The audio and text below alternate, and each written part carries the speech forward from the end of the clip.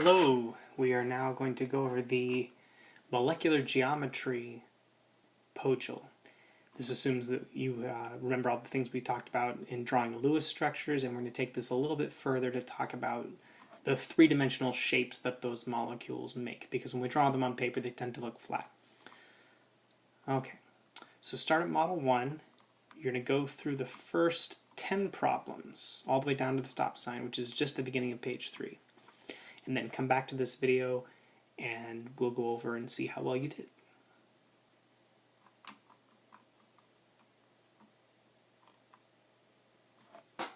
Okay, so you should have started with number 1. It says, name the type of structures shown in the left-hand column of model 1.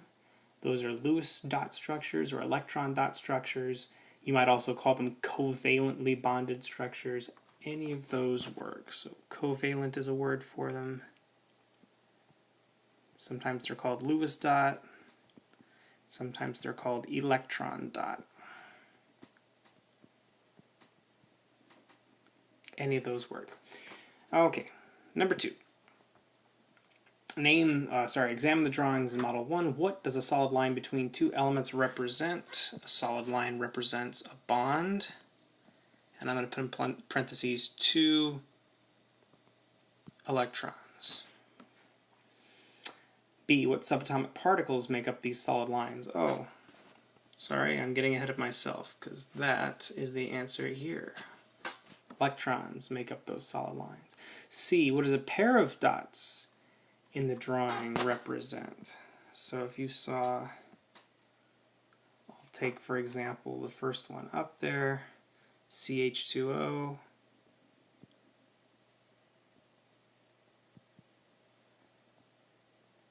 and they say, what does that represent, that little circle there? That is a lone pair.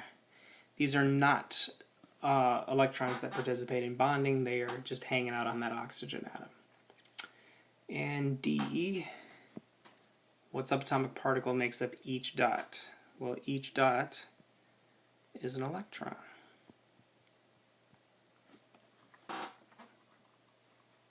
Okay, cool. 3. In the English language, what does the word domain mean? Alright, let's crank out Google here. Domain definition. An area of territory owned or controlled by a ruler or government. Okay. So, something somebody owns. A place someone owns or controls. I'll put controls. Controls, because I can spell. Because I'm a teacher. Okay. On to number 4. Which molecules in model 1 have 4 electron domains? Circle or highlight the 4 electron domains in the Lewis structure for each model you identified.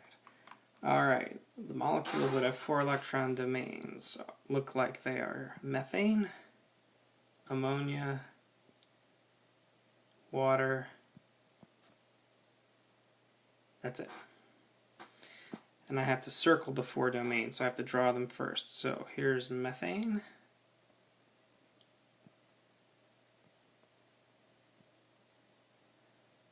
Okay, the 4 electron domains. Well, one is this guy here, one is this guy here, one is this guy here, one is this guy here. Those are where the bonds are. Okay, now let's do ammonia.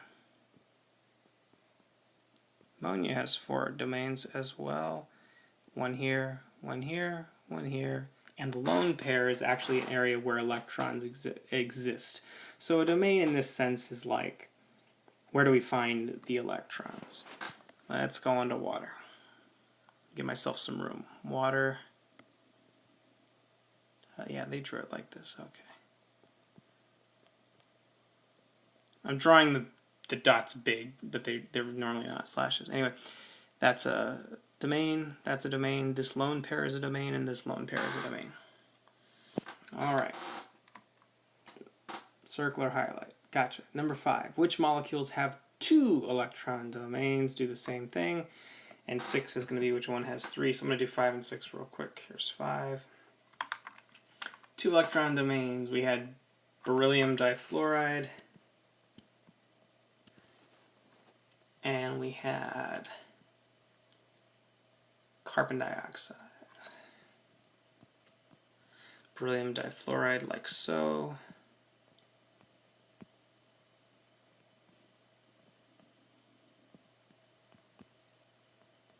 Get all the lone pairs there. And carbon dioxide I'll do slightly off center here.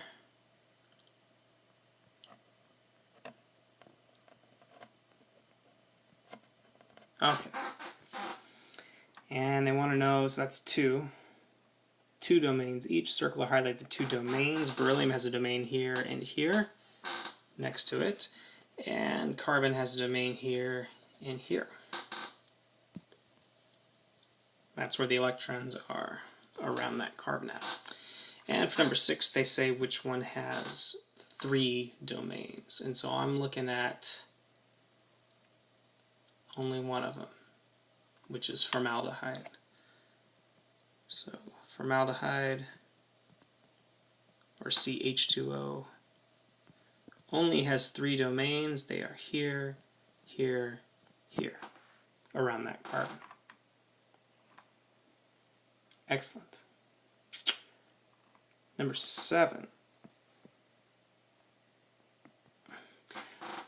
When determining the number of electron domains, which of the following should you count?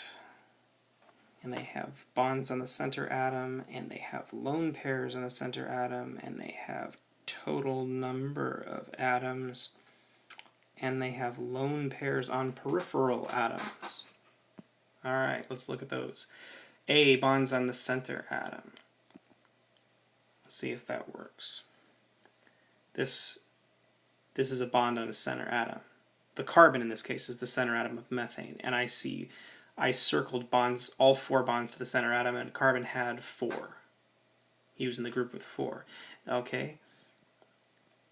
So I have nitrogen here. He had 3 bonds on the center atom, and then he had this other domain here that was a lone pair on the center atom. Okay.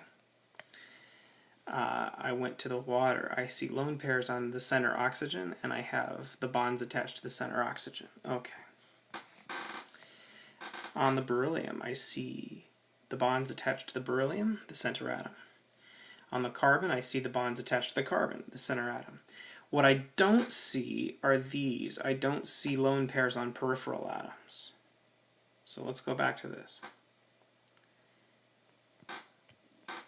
A, bonds on center atom. Yes, those always count as electron domains. B, lone pairs on the center atom. I did see that. I saw that up here with nitrogen, right there, in ammonia. That was a lone pair on the center nitrogen, so I will call that definitely one of the electron domains. Total number of atoms and lone pairs on peripheral. Well, I definitely didn't see it with the lone pairs on peripheral atoms. Let's look at total number. Here I see 1, 2, 3, 4 atoms, and 3. This only had 3 electron domains, so I'm going to go ahead and say no. We don't care how many total atoms there are. All we care about are lone pairs on the center atom. Sorry, bonds on the center atom and lone pairs on the center atom that count as electron domains. All right, 8. When determining number of electron domains, do you count double bonds as 1 or 2? The only one I saw was the CO2 carbon, and this here was a double bond, and it only counted as 1 domain. So they count as 1 domain. 9. Explain the difference between a bonding electron domain and a non-bonding electron domain using an example. I'm going to use, well, I only see 2 that have non-bonding domains. Those are ammonia and water. If I look at my model, let's go look at ammonia and water. Ammonia has 1 non-bonding domain, and so if I'm counting, I see 3 bonds, and I see 1 pair. And we said that pairs don't bond, so that must be the non-bonding domain. The only other one was water. Water had 1, 2 bonds and 1, 2 lone pairs. And it, sure enough, in the description says it has 2 bonding and 2 non-bonding. So I'm going to go ahead and claim that the lone pairs are the non-bonding domains. They are regions where we find electrons around an atom. They take up space, they have negative charge, but they were not used for bonding. So, difference between a bonding electron domain and a non-bonding. Lone pairs do not connect to other atoms.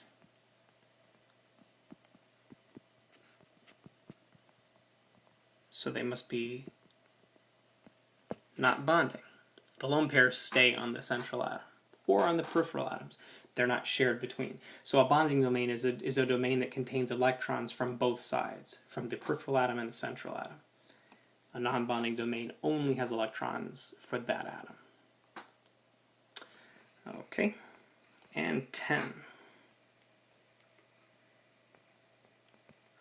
Circle the correct word or phrase to complete the sentences. Pairs of electrons will attract or repel each other. Pairs of electrons will repel, they're both negative. 2 bonds on the same atom will try to get as close to or as far from each other as possible. Far. If they're repelling, they're trying to get far apart. And a lone pair of electrons and a bonded pair of electrons will push away from each other or move toward each other. Well, they're electrons. They don't like each other, so they will push away.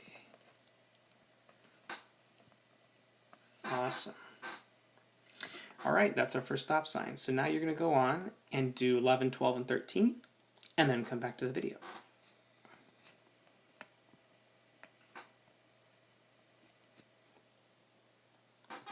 Okay, you should have done 11, 12, and 13. Hopefully you read this part that talked about VSEPR, valence shell, electron pair repulsion theory.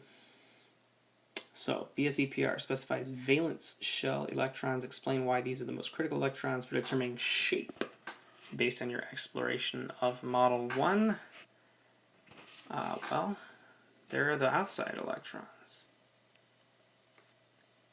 These are the outer electrons, and they bond. So I'll say that can bond to other atoms. If you don't have electrons on the outside, they're not going to bond. Okay? Super important. 12, in the Vesper theory, or VSEPR theory, what is repelling what?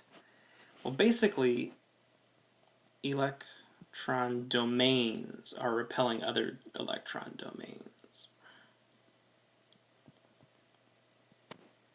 Electron domains repel other electron domains.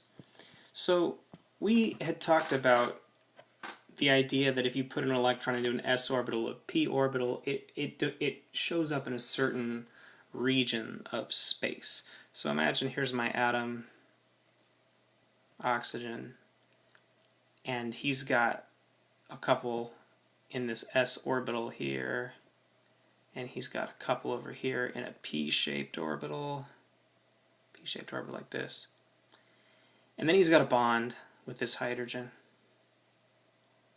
and a bond with this hydrogen. Now this bond, I drew it like this, but it's actually a pair of electrons, and so is this bond here. It's a pair of electrons, and so all the electrons have to share space around that atom. That's the idea. And they will push against each other. They will repel each other. They will try and get out of each other's way, because they're all negative. All right, 13. Based on the information to read this section, sketch one of the molecular shapes shown below in each of the boxes provided in Model 1.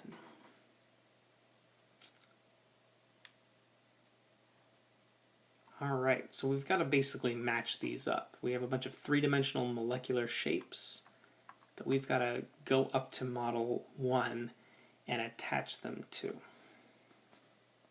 So here I go. Up to Model 1. Well, actually, that's going to take too much time. I'm just going to redraw them.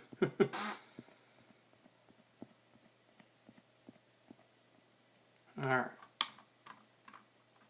We have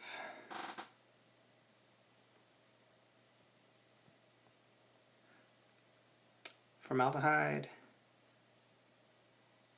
beryllium difluoride. I'm actually going to leave off lone pairs for now just for sake of time, but you know they're there. Actually, I'm not going to leave off lone pairs when it comes to the central atom. I will leave them off on peripheral atoms, like fluorines. Okay, we're going to do ammonia. I'll draw it the way they drew ammonia.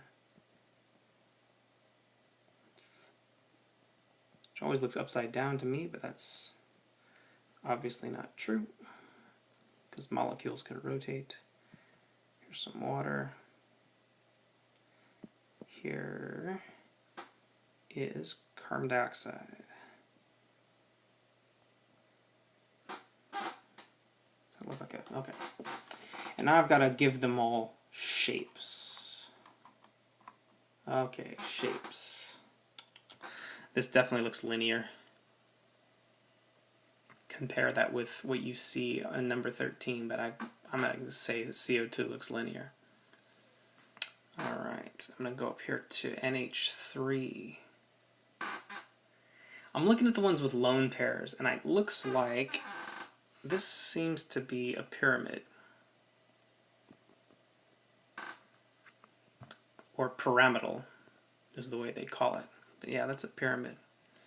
Check on number 13, make sure you agree. Let's go up here to CH4.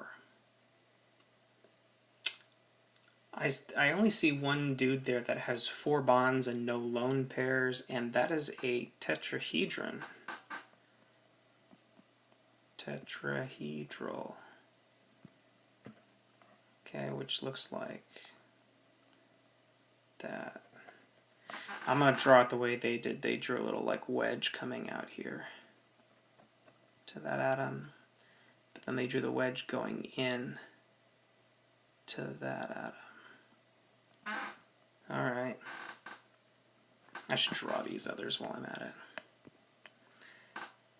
Yeah, this was the here to here. The bent. Oh, I didn't do oxygen. Let's do the bent one. This is fun. Bent looks like this. They drew it like the central atom. And these guys here. And then this one like the wedge. Okay, I got that. And I got a couple lone pairs. Look how big that lone pair is. Jeez. Who would have thought? Okay. Up I go. Pyramidal. Tetrahedral I drew. I didn't draw the pyramidal, did I? Let's draw the pyramidal. Here's this one.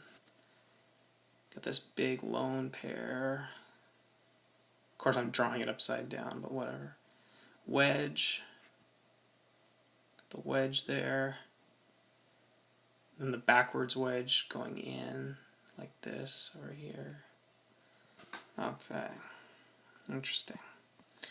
And beryllium difluoride. Oh gosh, that's got to be linear. Looks linear to me. And then this this formaldehyde molecule looks like it's a trigonal planar. Pretty close. So hopefully that makes all. So, and I didn't write them all in. Okay. Key that you can identify them. So on the left you had flat structures because we drew them on paper. On the right, do it in blue here. These are supposed to be 3D. Now for something that's linear, carbon dioxide happens to be a straight line molecule. Okay, it's going to be a straight line over here too in 3D. That's still as far as those electrons can get because these guys are really trying to separate those electron domains. Again, they want to repel. They want to be as far as they can from each other. When you get to something like water, okay, and I drew that wedge, this is accounting for the fact that water is three-dimensional. So if I'm looking at this wedge, it's coming out at me. That wedge is supposed to be like, that bond is coming out of the, like, directly out of the paper at your face. because this is a three-dimensional molecule. You have to picture it as a three-dimensional molecule. Almost like if you ever played with jacks, that's what this looks like.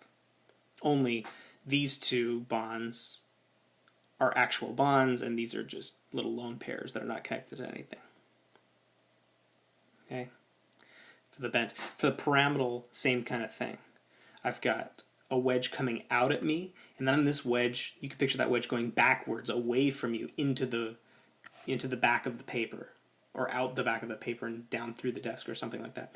So this one, that's just a normal stick, that is the same as like flat with the desk. It's going exactly sideways, not up or down.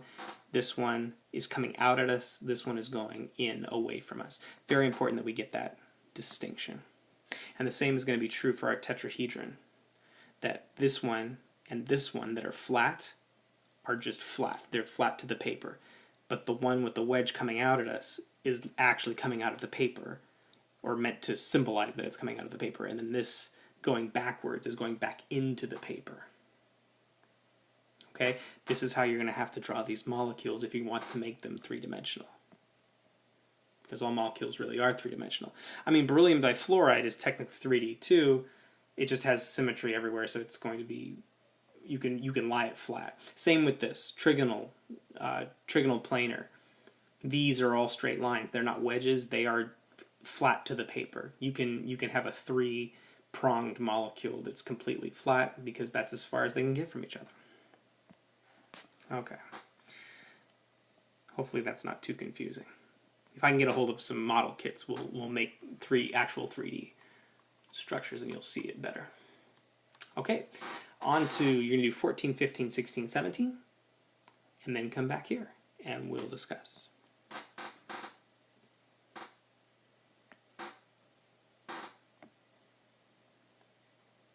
All right, 14. Often we draw Lewis structures with 90-degree bond angles. Do any of the molecular shapes in Model 1 have 90-degree bond angles? I'm looking. I don't see any 90-degree bond angles. I see 180, I see 120, I see 107, 109, 104. So easy answer, no. Now it turns out there is a structure with 90-degree bond angles, but they may refer to it later. I'll try and show you later, if I remember. Okay, 15. Are the bond angles in the three-dimensional molecules generally larger or smaller than those shown in the Lewis structures drawn on notebook paper? Ah, okay. So let's go and look at this molecule, the formaldehyde. Now, if I was looking at this molecule, you've got a little of both. The way they've drawn it looks like a 90-degree angle here, and looks like a 180-degree angle here. But it turns out that when we really draw it, up here, go back to it, there it is. So over here, again, 90, 180. But these guys on this side, when you draw the real one, are all 120. from each one. 120 here, 120 here. Okay? Very symmetrical. So I would say those are smaller. Well, they're smaller than this 181, but they're actually bigger than this 91. So I think we can say it's a little bit of both. Like the tetrahedral one here shows 90, but the tetrahedral here is like 109. That one's a little bigger. Same thing with the pyramidal. I think in general they go a little bigger. Tend toward bigger. Okay. 16. Why is it possible to get larger angles separating electron domains in 3 dimensions versus 2 dimensions? Okay, well, let's draw a circle. 360 degrees, right? If you wanted to make that a sphere, though, start at this end and rotate it 360 more degrees this way, and you get a sphere. So you're getting an extra dimension. The third dimension has another 360 degrees to separate everything out with, so you have more room. That's why you can afford to make bigger bond angles on your molecules in 3D, which they really are in 3D, so that's the world. 17. Identify the 3 molecules in Model 1 that have 4 electron domains each. Okay, we had this one. The methane had 4 domains. We had ammonia with 4 domains, and we had water with 4 domains. Okay. And methane was tetrahedral, ammonia was pyramidal, and water was bent. What happens to the size of the bond angles in the molecule as the number of lone pairs in the central atom increases? So let's look at those, tetrahedral, pyramidal, and bent. Tetrahedral for the methane, average bond angle 109.5 degrees. For pyramidal, 107. Bent, 104.5. So we can see, and then methane had no lone pairs, ammonia had 1, water had 2. So as we get more lone pairs, we're getting smaller bond angles. Let's see if I can write that in. More lone pairs, LP for lone pairs, equals smaller angles. Okay. Part B.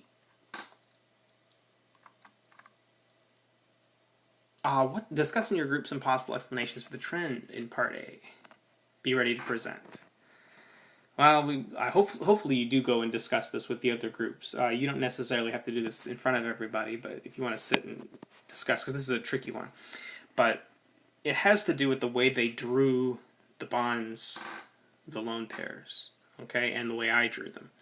Check that out. Look at the frickin' size of that lone pair. It's ginormous. Okay, compared to this bond. Okay, lone pairs have some room. They have some room. They can spread out. But bonds are between one atom and one other atom. They gotta stay put. They gotta stay right between those atoms. It changes their shape, and so you have more room with a lone pair. But the thing is, the bigger the more space it takes up, the more it's going to push those other guys out of the way. So something like water with 2 huge lone pairs, those lone pairs are really going to crowd out the other electron domains and squeeze them together, which is why you see on something like water 104.5 degrees, whereas methane, who only had bonds, he didn't have lone pairs. Okay, so his bonds can stretch out more and achieve their full 109.5, which is as far as they can get. Okay, ammonia has that 1 lone pair, so instead of getting as far away as they can, they're crowded together a little by that 1 lone pair because it takes up so much space. So lone pairs take up space, lots of space, a lot more than bonds do. Okay. That's our stop sign. So now you're going to go on to 18 all the way down. Oh, just 18 and 19. 18 and 19 and come back.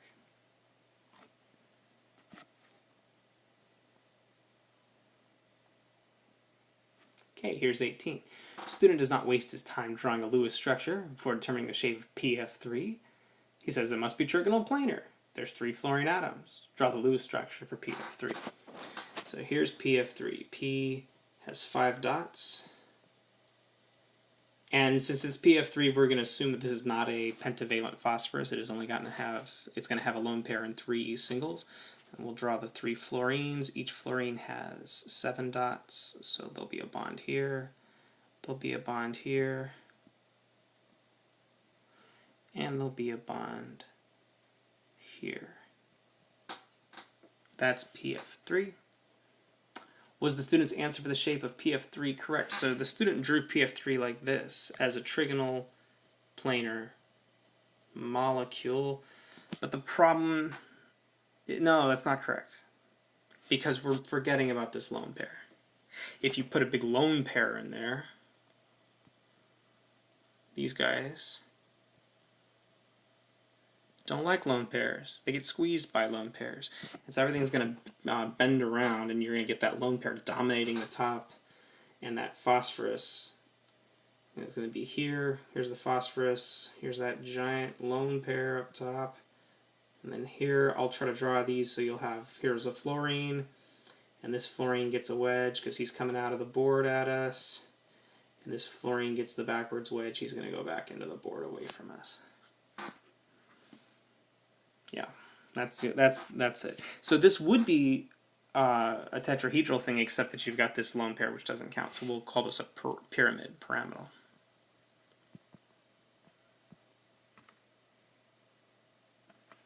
So C says, why is it important to draw the Lewis structure for the molecule before identifying the shape of the molecule? Because the mistake this student made was just going by PF3 and thinking, oh, one central atom, 3 peripheral atoms, must be a trigonoplanar. You forget that there's a lone pair. You have to draw the lone pairs because they take up space as well and will affect the shape of the molecule. So let's say formula does not include lone pairs. Okay. 19. Let's do 19. Complete the following chart. H2S. Okay, H2S. Okay, Lewis structure. Well, S, central atom. Can look like this. Could also be a hexavalent, but it looks like, since there's only 2 S's, we only need this version. So we'll have an H there and an H there on the single electrons. And we see that these are the lone pairs. So the 3D drawing would come up like this and come up like this. So we have these huge lone pairs. And because it's 3D, yep, I'm going to have to make that a wedge coming out. And I'm going to have to make that a wedge going in. All right. Now 2 lone pairs and 2 bonds that are with 4 domains looks like a bent molecule. And the for a bent molecule, you should have a bond angle of 104.5. Okay. All right. Let's do pH3. Phosphorus trihydride. You have the phosphorus in the middle, and it's going to be a trivalent phosphorus, so H, H, H, the lone pair. And because it's in 3D, yep, I'm going to have to give it that structure there. So here's the 3D model, and then there's the backwards there. And so that's pH3. We will call that a pyramid, pyramidal. And we will say his bond angle is 107.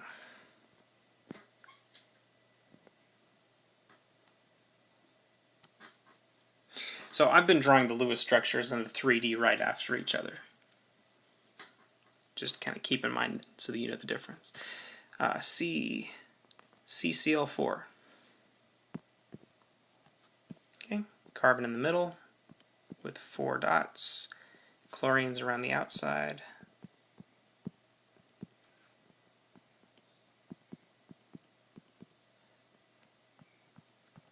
Chlorines. There they are. 4 molecules, okay.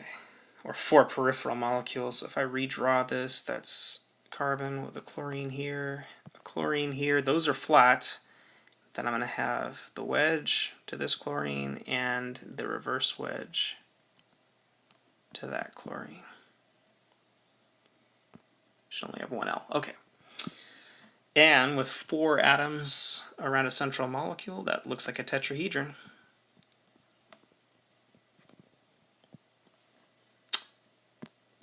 Okay. And last but not least, carbon disulfide, CS2. Carbon has 4 dots. Sulfur has 6. And a sulfur over here will also have 6, which means that they each have 2 singles. So there should be 2 double bonds like this. That is the Lewis structure, and it turns out it's also going to be the 3D model because this is linear. And that bond angle should be 180. Oh, did I do the bond angle on the last one? I did not. Tetrahedral is a 109.5.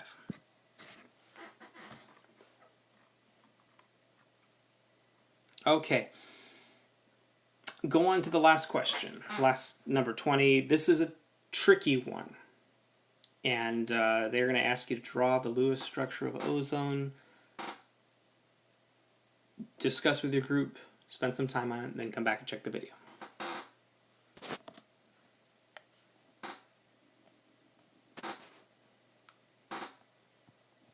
Okay, ozone.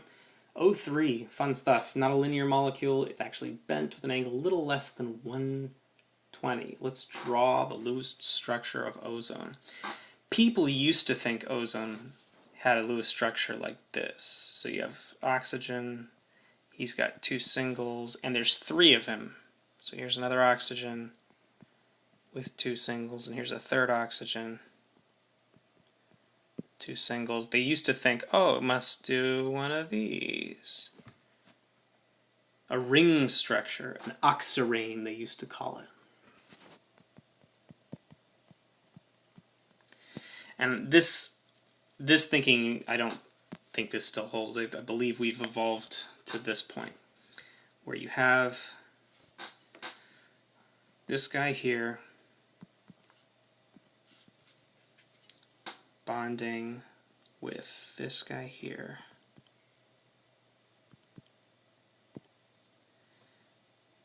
Bonding. And I think,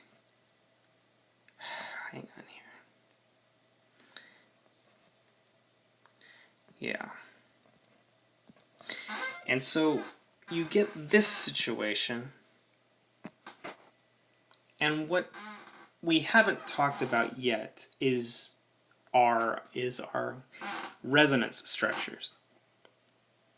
There are 3 oxygen atoms, 1, 2, 3, and what tends to happen, you've got 3 oxygen atoms, and you've got this electron and this electron that have not bonded to anybody yet. And so what we say is that this electron is going to kind of be here, and I'll draw a dashed line because there's not a lot of stuff he can bond to right there, and this electron over here is going to kind of go that way as well, which almost looks like a double bond, but the truth of the matter is that they're sort of delocalized, these 2 electrons, along this space. And, or at least that's the best explanation that science has come up with so far for resonance structures, is that you can sort of spread the electron density out among those 3 oxygen atoms. So 2 electrons more or less being shared amongst 3 oxygen atoms, which works out. Turns out this is an okay thing. Ozone does that. Now, this angle, though, that I've drawn is about 120, they're saying. And I've drawn it as 90, so it should actually be a little more spread than that. Keep in mind that a tetrahedral angle was 109. So this would actually be wider, so if I really want to draw this, it ought to look something like this. Like the bottom half of a... And I'll draw the dashed line to indicate that sort of double bond that goes from this left oxygen to this right oxygen and across the middle one. Not an easy thing to visualize. Describe why ozone has a bent shape instead of a linear shape. Well, it just makes it easier for that electron to migrate around. It's got... Also, you've got two lone pairs on that central oxygen. I think that's actually the main reason, is that you've got these lone pairs here. They're going to push those other oxygens out of the way. But describe why ozone's bond angle is larger than that of water. Well, you've got these bonds, but then you also have this extra, so there's more electrons down there than water has. Water, if you recall, was like this. Okay, so these bonds take up a separate amount of space, but this thing is this delocalized electron, it's still kind of like a bond, but it's also sort of like a lone pair in that it takes up more space. So yeah, that's going to push back against those lone pairs and be bulkier. So that's why ozone's bond angle is larger than water. Again, this is a tricky thing. We will spend more time on resonance structures later. Okay, hope you did well, and I will see you on Wednesday.